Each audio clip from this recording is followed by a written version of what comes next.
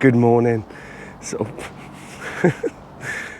good morning. So I've come over today. My voice is croaky. I'm still feeling a bit worse for wear. But on my last episode, as you've seen, like the rain came from nowhere, then the snow and the wind, and I was in a white t-shirt, and yes, I caught a cold. I spent 3 days in bed, and I'm feeling a lot better for it now. And then the worst thing was I was in bed feeling really ill, and then I thought I've left the fleece off on the salad. So I had to come back over in the middle of the night. It was like 9:30 at night, and fleece over the lettuce, because my morals were thinking like, oh, you know, it was a moral dilemma. Do I just let them go over and hope for the best, or do I go over and fleece them? And I chose to come over and save the lettuce. So yeah, and then did anyone see that live chat on Jane Kelly's channel, where I was obviously on the channel? If you haven't seen it, I'll put a link in the description. It was hilarious. We probably answered about 6 gardening questions at best, but you know, it was nice just to get together with some of the other guys that do the YouTubing and gardening, and yeah, we just all have a little bit of a chat and stuff. So yeah, and we also got to know some of the viewers more as well. Right, I need to seriously water. I've noticed that the water's back on the plot as well, which is great. Finally, we've got, you know, fresh water coming through the tap.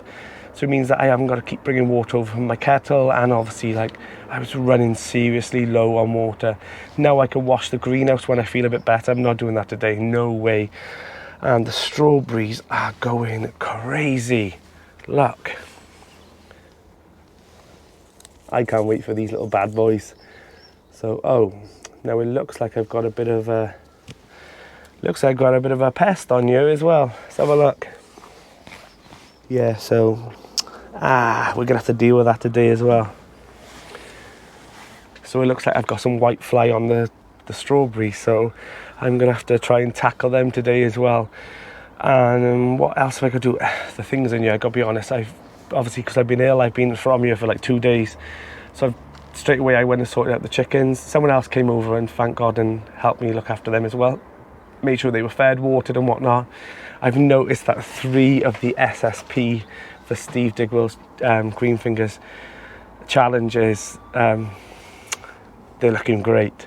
And I've noticed that another one is popping his head up as well. So let's have a look. So as you can see, SSP2, SSP3 and SSP4, and I think SSP5 is popping his head up a bit as well. SSP1, nothing at the moment. So far I've got 3 potatoes that are sprouting for that challenge. So yeah, I'll keep you updated on that. So, you know, just a bit of fun with other YouTubers and viewers that, you know, see who can grow the most potatoes from one single potato.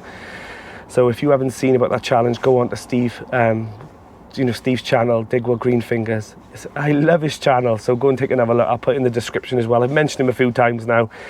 So yeah, right. I'm nattering on as always. I need to get some jobs done. So everything is desperate for water, and the seeds that I sowed in here, they probably haven't even germinated yet, because I've obviously haven't been here for about 2 or 3 days. So let's give all this a good watering. Loads of jobs to just catch up on, and that's the thing about allotments.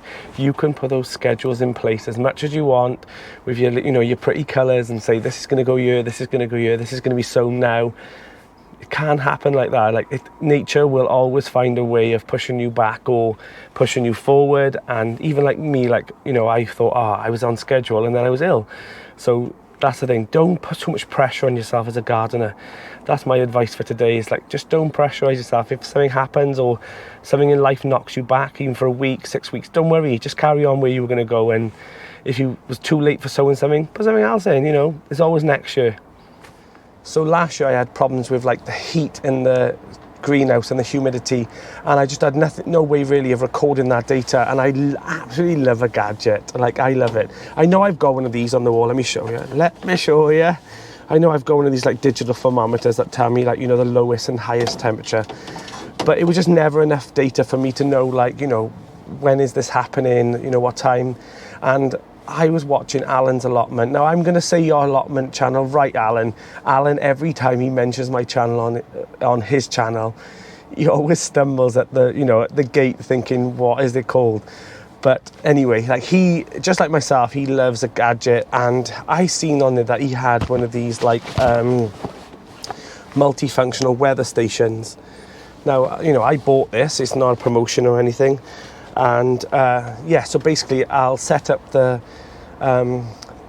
control panel in the shed, and then it comes with 3 sensor panels, and one I'm going to put in the greenhouse, one in the polytunnel, and I'm also going to put one in the potting shed, because I'm going to use that as an area for growing as well, because obviously there's quite a lot of glass.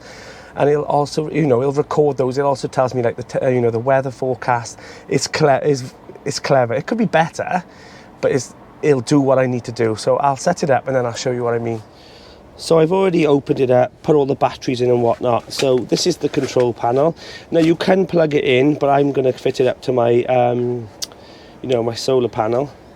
And basically, I don't know if you can see that. So basically the screen, let's have a look if I can show it. Yeah, there you go, I think you can. So there's obviously 4 recordings here. There's one for the indoor, which is off this panel. And then obviously the outdoor 1, outdoor 2 and outdoor 3 will be my growing spaces. It tells me the time, weather forecast. Yeah, I'm pleased with it. So these are the 3 sensors, and I'm going to pop them up now. So there we go, I've connected the first one up inside the greenhouse. And let's do the other 2 now.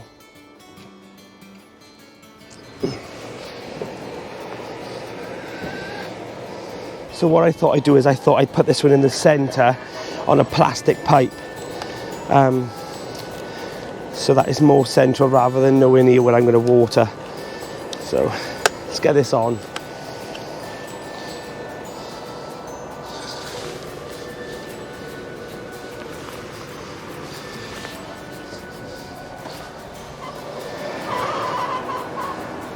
The good thing about it as well is that it's wireless and is also battery operated, even though I'm going to set the control panel up to the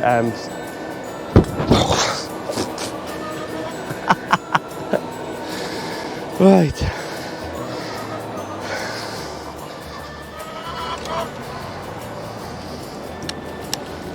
Right, let's start that again. Oh,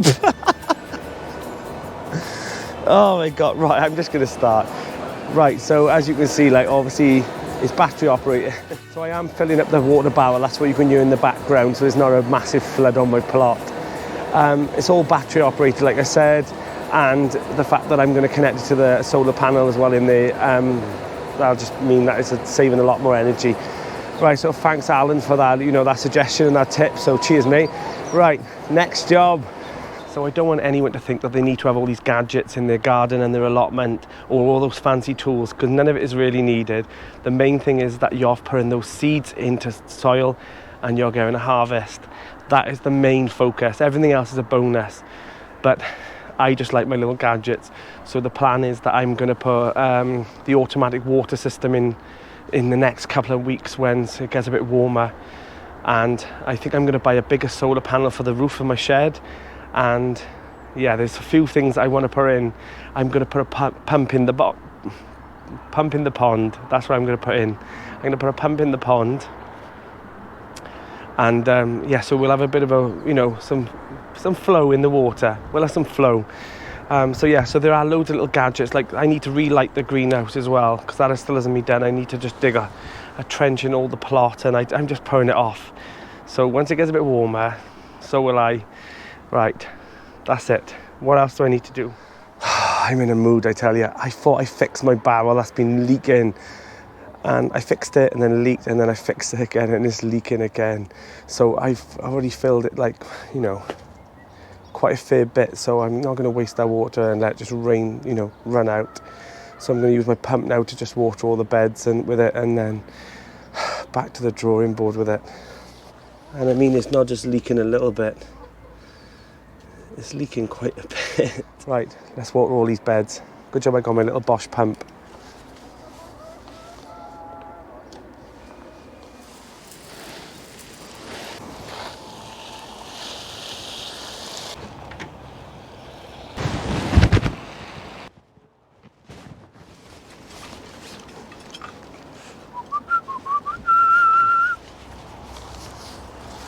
Just a quick and simple job, just a few minutes, you know, every time you pop over the plot on one bed can make a massive difference. All you need to do is just disturb the roots and they'll be all right. You know, you don't have to keep hand picking, you know, small little weeds and stuff. Just knock the roots with this and you're okay. This is a, you know, a hoe from Wolfgarten, but any hoe will do. So everyone at the allotment now knows that I've got a channel. I kept it from him for like almost 6 months, and 1 or 2 people further up noticed, and then it's leaked down the plots. And now the guys all around me, the ones that give me sort of stick and banter, it's friendly banter, but I get it. And now, you know, I'm getting it all today, but they found out. So yeah, it's okay. Like, I don't mind, but it's just that thing in there, you know. At least now I haven't got to keep hiding in the greenhouse like a weirdo, and you know, they now understand why I've had a tripod on my plot. And yeah, because anyone who has a YouTube channel, you know, when you first start, you're quite worried about people knowing, and you know, you run inside the shed when they come up the path, and then you think, oh my god, they're on their plot next to me now and I can't film because they'll know. So they all know my secret, they all know my big secret. Most are acting fine about it, but I've got the odd one that are making little digs, you know, like, all right, Monty Don, and that explains why you've got the fancy compost and the flowers around your plot. I'll have that for a while, because when I put the ranch fence in it, the amount of old men that come past walking like a cowboy and saying howdy partner and bringing rope down and tying it to the fence as if they were tying their horse up. But that's just the allotment banter that you get. So I've given the coop a little bit of a hose down. The girls now are having some nice fresh water, which I'm sure they'll enjoy.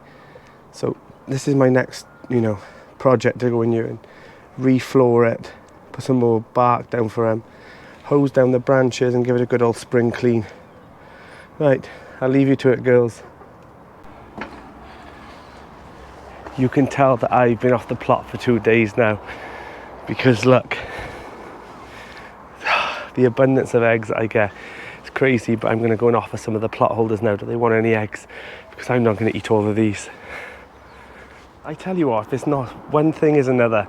I've just gone over to my asparagus and I've noticed that something's eating that now as well. I've never had trouble with asparagus before. Let me show you. While we have a wander down, the salad is looking amazing. So, and look at these. I think these are the snowball radish. I think so. So I'll be taking some of those today. But yeah, I've had to put cloches over because the asparagus is being nibbled.